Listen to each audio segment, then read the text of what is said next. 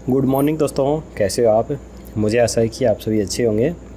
तो चलिए आज हम 17 अगस्त को बनने वाले हरियाणा करंट अफेयर के क्वेश्चनों को दोहरा लेते हैं। लेकिन उससे पहले मैं आपको बता दूं कि हमारी वेबसाइट haryanaDistrict.com स्टार्ट हो चुकी है। तो आप यहां पर Haryana current affairs, Haryana GK, Haryana के प्रसिद्ध स्थल, हरियाणा के ज़िले, हरियाणा की जीके ट्रिक, सभी प्रकार की हरियाणा की जो जानकारी है यहाँ पर आकर आप पढ़ सकते हैं। इसके अलावा आप हमारी वेबसाइट पर इन सभी चीज़ों को वीडियो के रूप में, PDF के रूप में, हमारे ब्लॉग के रूप में या फिर हमारी वेबसाइट के थ्रू भी पढ़ सकते हैं। तो चलिए चलते हैं आज की वीडियो की तरफ। तो हमारी वीडियो में आज का जो पहला प्रश्न है वो है, हरियाणा सरकार ने सैलरी बिल से संबंधित प्रणाली में कौन सा सिस्टम लागू किया है। तो ये लागू किया गया है ई-वाउचर प्रणाली सिस्टम लागू किया गया है।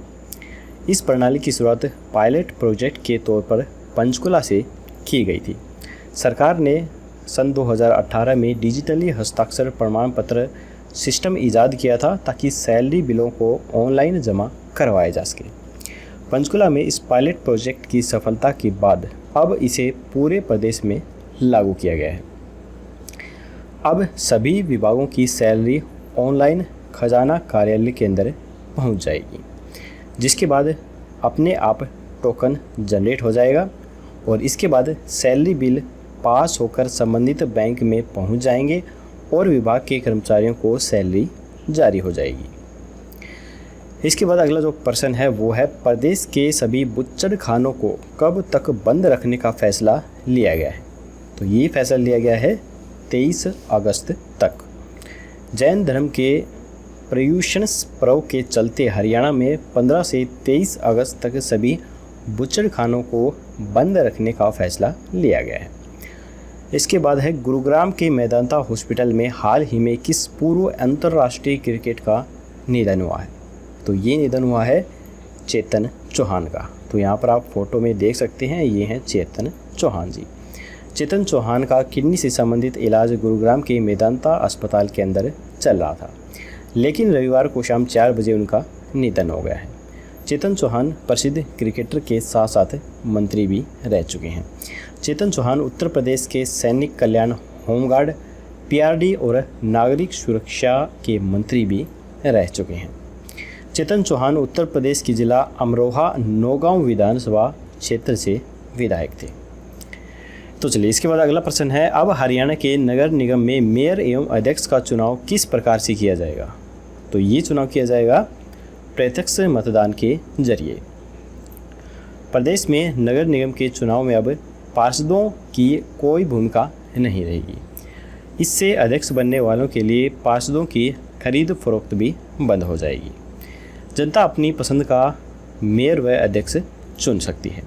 मुख्यमंत्री की मंत्रिमंडल की बैठक में यह निर्णय लिया गया है। इसके बाद है, CM मनोहर लाल खट्टर ने हाल ही में राज्य के प्रत्येक गांव में ग्राम सभाओं की बैठक कितने महीने में करने के आदेश दिए हैं। तो ये आदेश दिए गए हैं 6 महीने में करने के आदेश।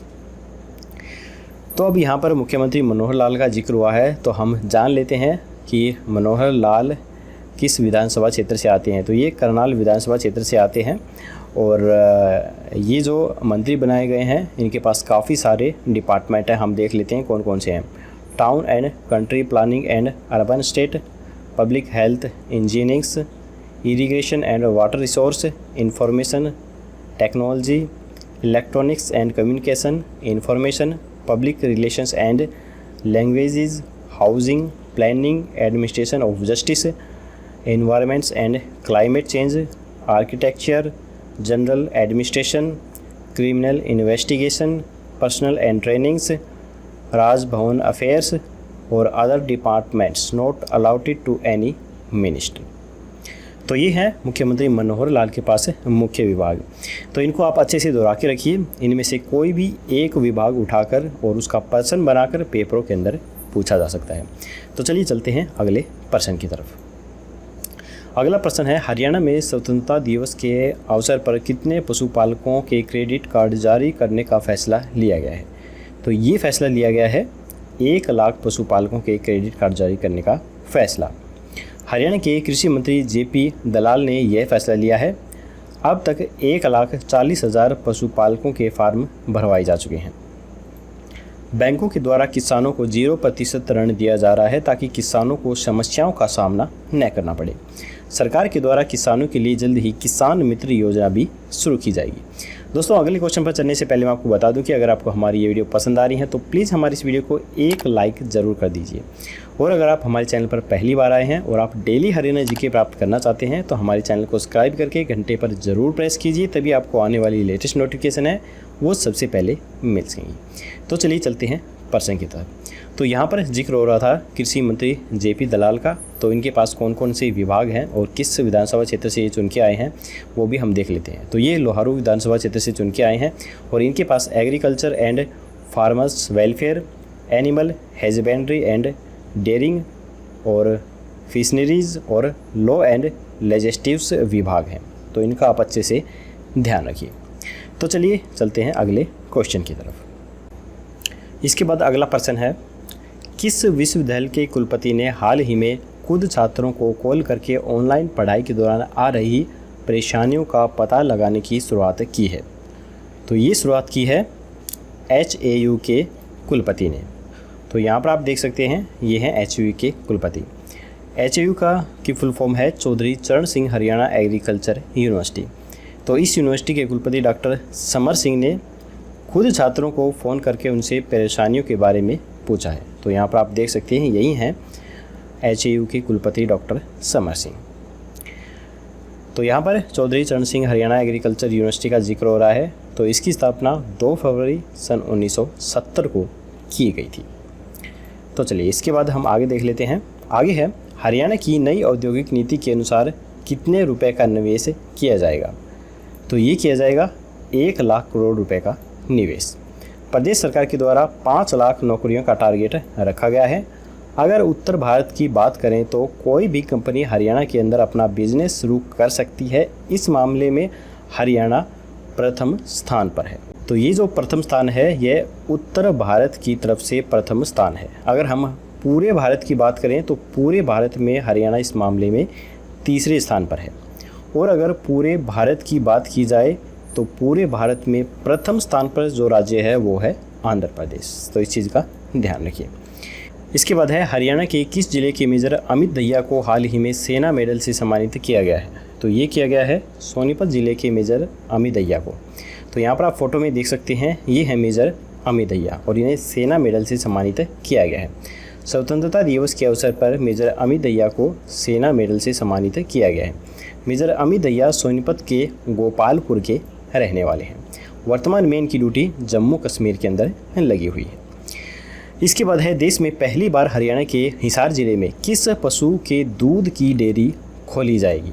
तो मोस्ट इम्पोर्टेंट क्वेश्चन है दोस्तों और थोड़ा फनी भी है ये, क्योंकि इसका आंसर जानकर आप भी थोड़ा सा हंसेंगे। तो इसका जो राइट आंसर है वो है गधी के दूध की डेयरी खोली जाएगी। तो हिसार के अश्व अनुसंधान केंद्र में हलाली नस्ल की गधी के दूध की डेयरी जल्द ही खोली जाएगी। हलाली नस्ल की 10 गधियों को यहाँ पर मंगवाया गया है। जल्द ही इसी नस्ल की गधियों की ब्रीडिंग करके इनकी संख्या भी बढ़ाई जाएगी। तो इनके बारे में हम और भी जान लेते हैं।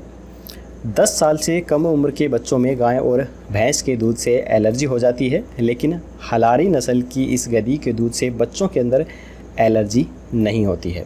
इस दूध में काफ़ी सारे ऐसे तत्व पाए जाते हैं जो बच्चों के स्वास्थ्य के लिए बेहद ही उपयोगी होते हैं। वह गंभीर बीमारियों से लड़ने की ताकत भी रखते हैं।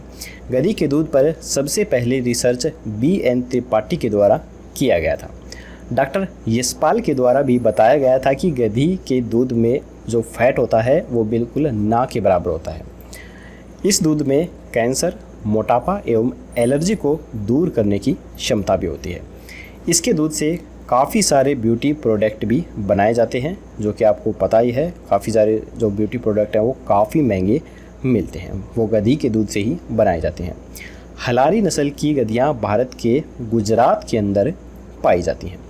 इस नस्ल की गधी के दूध की कीमत 2000 से 7000 रुपये लीटर है। जी हाँ दोस्तों, 2000 से 7000 रुपये लीटर इस गधी के दूध की कीमत है। अब काफ़ी सारे स्टूडेंट सोच रहे होंगे कि सर बस अब तो सरकारी जॉब लगने की क्या ज़रूरत है, 2-4 गधी पाल लो, 5-10 लीटर दूध अगर बन गया एक दिन में तो समझिए सरकारी जॉब की ज़रूरत ही नहीं है, घर बैठे इतने पैसे कमाने लग जाओगे। तो खैर चलिए हम अपने पर्सन पर ही चलते हैं। और यहाँ पर राष्ट्रीय अश्व अनुसंधान केंद्र का जिक्र हुआ है, तो इसे इंग्लिश में नेशनल रिसर्च सेंटर बोलते हैं और इसकी स्थापना 7 जनवरी सन 1986 को की गई थी। इसके अलावा केंद्रीय भैंस अनुसंधान संस्थान का जिक्र हुआ है, तो इसकी स्थापना 1 फरवरी सन 1985 को हुई थी। और यहाँ पर जिक्र किया गया था राष्ट्रीय डेयरी अनुसंधान संस्थान का, तो यह संस्थान हरियाणा के करनाल के अंदर स्थित है और इसकी स्थापना सन 1923 में की गई थी और इसके वर्तमान जो डायरेक्टर हैं वो डॉक्टर MS चौहान हैं। तो चलिए अब हम देख लेते हैं कल का क्वेश्चन। कल हमने आपसे पूछा था हरियाणा विधानसभा को पेपरलेस बनाने के लिए कितने रुपए का बजट पेश किया गया, तो बहुत सारे स्टूडेंट ने सही आंसर दिया था। इसका जो राइट आंसर है वो है 20 करोड़ रुपए का बजट पेश किया गया। इसमें 12 करोड़ रुपए केंद्र सरकार के द्वारा और बाकी 8 करोड़ रुपए हरियाणा सरकार के द्वारा खर्च किए जाएंगे। पड़ोसी राज्य हिमाचल प्रदेश की विधानसभा को पहले से ही पेपरलेस किया जा चुका है। आधुनिक ई विधानसभा में स्पीकर CM के अलावा नेता प्रतिपक्ष व हर मंत्री और विधायक की बेंच पर LED स्क्रीन लगाई जाएगी। यह स्क्रीन पूरी तरह से टच स्क्रीन होंगी। तो चलिए अब हम आज का क्वेश्चन देख लेते हैं। आज का क्वेश्चन है हरियाणा के उप मुख्यमंत्री दुष्यंत चौटाला का विशेष कार्य अधिकारी किसे नियुक्त किया गया है। तो यहाँ पर 4 ऑप्शन हैं, कमलेश बादू, आलोक मित्तल, मनोज देव या फिर सुभाष चंद्र। आपको जो राइट आंसर है वो हमें कमेंट बॉक्स में बताना है। कल की वीडियो में आपको इसका जवाब मिल जाएगा। तो दोस्तों आज की वीडियो हमारी यहीं पर ख़त्म होती है। अगर आपको हमारी वीडियो पसंद आई तो हमारी वीडियो को लाइक ज़रूर कीजिएगा और अपने दोस्तों के साथ शेयर करना बिल्कुल मत भूलिए। तो जल्दी ही मिलेंगे कल ऐसी ही एक और नई वीडियो के साथ। तब तक के लिए जय हिंद, जय भारत।